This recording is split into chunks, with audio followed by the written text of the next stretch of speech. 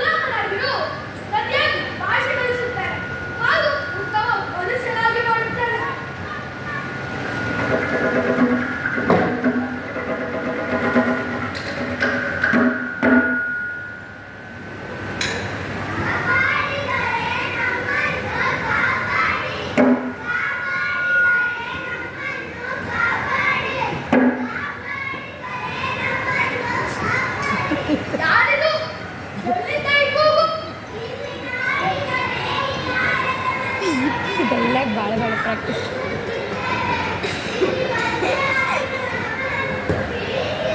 ಮರದ ಕಾಂಡದ ಕಡೆಯಲ್ಲಿ ಯಾರಿರಲಿ ಮಂದಿರವರೆಗೆ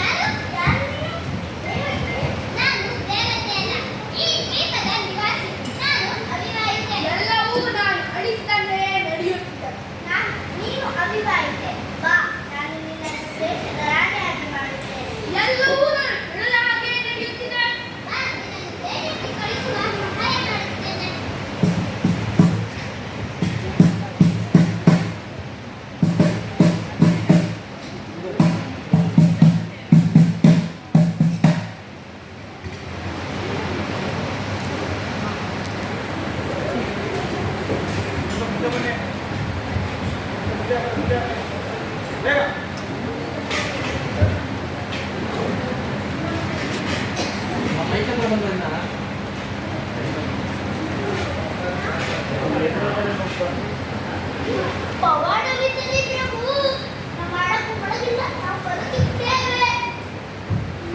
ಎಷ್ಟು ಮಾತಾಡ್ತಾ ನೋಡು, ಮರದ್ವಾದ ಹೊರಗೆ ಹೋಗ್ತಾ ಇತ್ತು. ಅಯ್ಯೋ, ಇವ್ರ ಭಾಷಣ ಮುಗೀತು ಅಂದ್ರೆ ಮತ್ತೆ ಶುರು ಮಾಡ್ಕೊಂಡಲ್ಲಪ್ಪ. ಇಲ್ಲಿ ನೋಡಿ ಪ್ರಭು, ನಿಮ್ಮ ಮಗಳು ಮದುವೆಗೆ ಎಷ್ಟು ಗಡಿಬಿಡಿ ಆಗಿದೆ. ಅಯ್ಯೋ, ನನ್ನ ಮಗಳ ವಿವಾಹ ವಿಚಾರವನ್ನು ಎತ್ತಬೇಡಿ, ದಯವಿಟ್ಟು ಮದುವೆ ಮಾಡಿ ಅವಳನ್ನು ಕಳೆದುಕೊಂಡೆ. ಹೊರಟ ದಾರಿಯಲ್ಲಿ ಈ ಚಂಡಮಾರುತದಿಂದ ಮಗಳನ್ನು ಕಳೆದುಕೊಂಡೆ. ಎಲ್ಲಿ ಹೋದ ಕುಮಾರ, ನಾನು ಎಲ್ಲೆಂದ ಹುಡುಕಲಿ? ಯಾವ ರಾಕ್ಷಸನ ಒಳಿಲಿಗೆ ಬಲಿಯಾಗಬಹುದು? ಪ್ರಭು, ದುಃಖಿಸಬೇಡಿ, ಯಾರನ್ನು ಕಳುಹಿಸುತ್ತಾರೆ. ಇಲ್ಲಪ್ಪ, ಇಲ್ಲ. ಅವ ಇನ್ನು ಬದುಕಿರುವುದು ಸಾಧ್ಯವಿಲ್ಲ. ಸ್ವಲ್ಪ ನಿದ್ರೆ ಬಂದಿದ್ದರೆ ಕಷ್ಟವನ್ನು ಮರೆಯಬಹುದಾಗಿದ್ದೇನೋ. ಪ್ರಭು, ನೀವು ಹೋಗಿ ಮುಗಿಸಿ, ನಾವು ನಿಮ್ಮ ಕಾವಲನ್ನು ಕಾಯುತ್ತೇವೆ. ಹೌದು ಅಣ್ಣ, ನೀವು ಹೋಗಿ ನಿಲ್ಲಿ. ನಾನು ನಿನ್ನ ಕಾವಲು ಕಾಯುತ್ತೀನಿ. ಸರಿ, ಹಾಗಾದರೆ ನಾನು ಹೋಗಿ ನಿದ್ರಿಸುತ್ತೇನೆ. ಪ್ರಭು, ನಾನು ಕೂಡ ನಿದ್ರಿಸುತ್ತೇನೆ. ಬನ್ನಿ.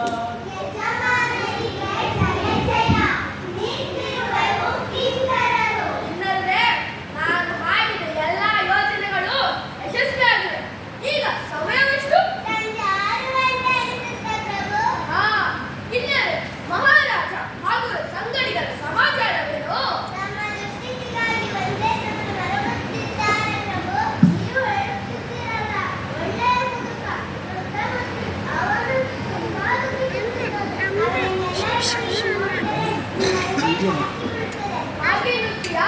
ನಾವೇನಾದರೂ ಮನುಷ್ಯ ಜಾತಿಗೆ ಸೇರಿದವನಾಗಿದ್ದರೆ ಖಂಡಿತ ಕರಗಿ ಹೋಗುತ್ತಿದ್ದೆ. ಇನ್ನೊಂದೇ ನನ್ನ ಎದೆಯನ್ನು ಕಲ್ಲು ಬಂಡೆಯಂತೆ ಬಂದರೆ ನಾನು ಕೇವಲ ಬೆಲೆ ಕೊಡುವುದು ವಿವೇಕಯುತ ನಡವಳಿಕೆಗೆ ಮಾತ್ರ. ಸೇಡು ಸಿಟ್ಟಿನ ಮನೋಭಾವ ಅಲ್ಲ. ಕ್ಷಮಿಸುವುದನ್ನು ಕಲಿಯಬೇಕು, ದಯೆಯಿಂದ ವರ್ತಿಸಬೇಕು. ಇದೇ ಮಾನವನ ಧರ್ಮದ ಮೂಲ. ಈಗ ನೀವು ಹೋಗಿ ಮಹಾರಾಜ ಹಾಗೂ ಸಂಗಡಿಗರನ್ನು ಕರೆತನ್ನಿ. ನಾನು ನನ್ನ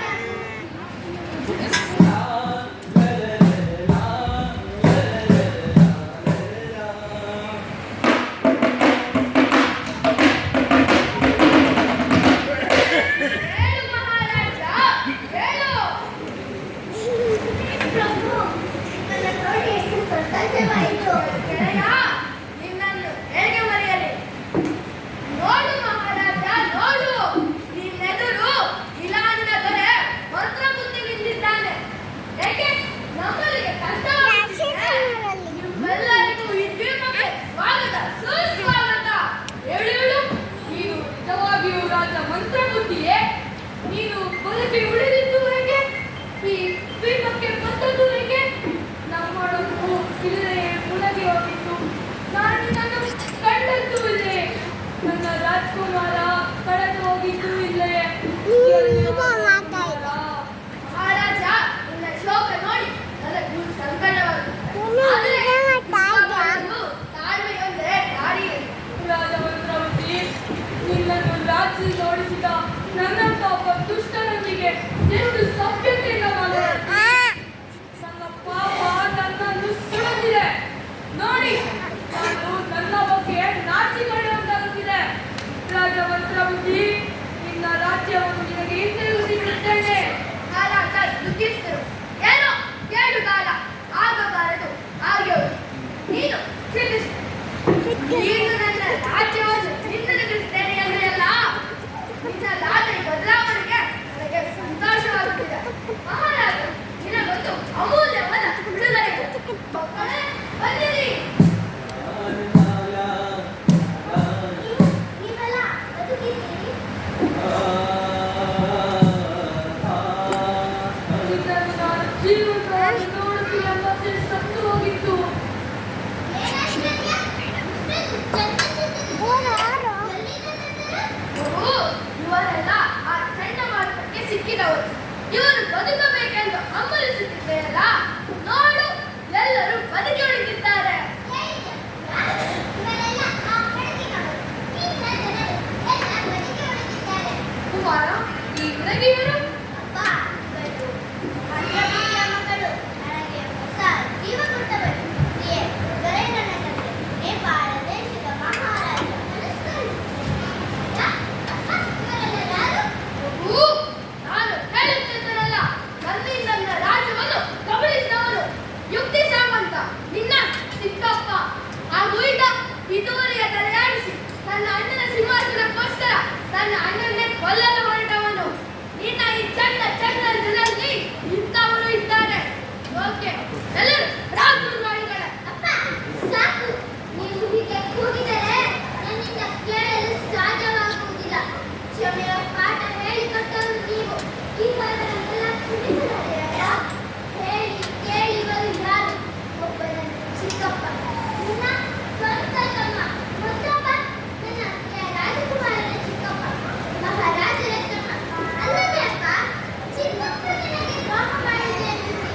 ಆದರೆ ಇದಕ್ಕೆ ನೀನು ಗ್ರಂಥಾಲಯ ನಾಲ್ಕು ಗೋಡೆಯೊಳಗೆ ಪುಸ್ತಕವನ್ನು ತಪ್ಪಿಸಿದ್ದು, ರಾಜ್ಯವನ್ನು ಅಲಕ್ಷಿಸಿದ್ದು, ಇದೆಲ್ಲ ಕೂಡ ಕಾರಣಗಳನ್ನು ಎಣಿಸುತ್ತಿಲ್ಲವೇ? ಸರಿ ಮಗು, ನಿನ್ನ ಮೃದು ಮನಸ್ಸು ಯಾರು ಹೇಳ್ತದೆ ಅದೇ ಆಗಲಿ. ಇವರೆಲ್ಲರನ್ನು ಕ್ಷಮಿಸಿದ್ದೇನೆ. ಅಪ್ಪ, ನಾನೊಂದು ಮಾತು ಹೇಳುತ್ತೇನೆ. ಹೇಳು ಮಗು. ಅಪ್ಪ, ನಿನ್ನ ಮಂತ್ರ ಶಕ್ತಿಯೋ ಚಂಡಮಾರುತವೋ ಬೆಳಕು, ಈ ನಿನ್ನ ಮಂತ್ರ ವಿದ್ಯೆಯನ್ನು ಸಾಕು. ಅಪ್ಪ, ಮಂತ್ರವಾದ ಕೆಲವನ್ನು ನೀವು ತೋರಿಸುತ್ತಿಲ್ಲವೆಂದು ನನಗೆ ಕಾಶಿ ಮಗು, ನೀನು ಹೇಳುತ್ತಿದ್ದು ಸರಿಯ. ನನ್ನ ಈ ಮಂತ್ರಶಕ್ತಿಯಿಂದ ಇವೆಲ್ಲವೂ